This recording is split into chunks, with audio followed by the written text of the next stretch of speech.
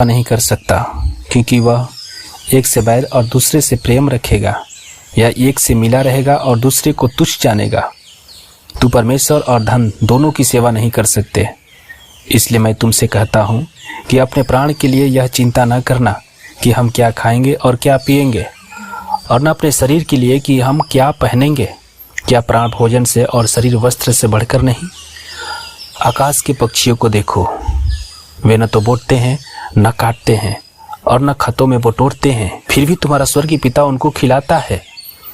क्या तुम उनसे अधिक मूल्य नहीं रखते? तुम में कौन है जो चिंता करके अपने आयु का एक पल भी बढ़ा सकता है?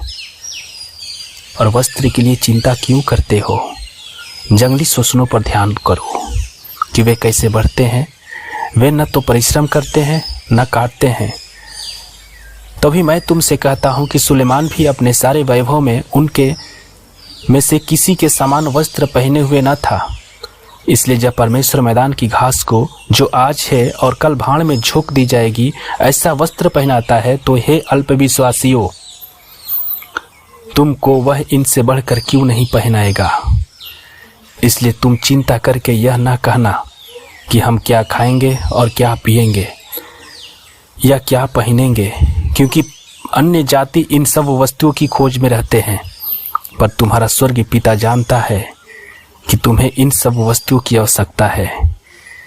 इसलिए पहले तुम परमेश्वर के राज्य की और उसके धर्म की खोज करो, तो ये सब वस्तुएं भी तुम्हें मिल जाएगी। अतः कल की चिंता ना करो, क्योंकि कल का दिन अपनी चिंता आप कर लेगा।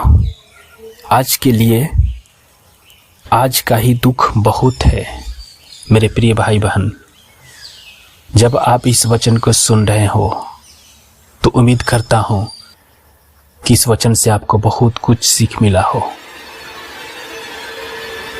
क्योंकि ये परमेश्वर का वचन है जो आपका हर पल मार्ग में, अपने घर में या आप जहां भी रहें, इस वचन से आपको सीख मिलती रहे और शांति मिलती रहे।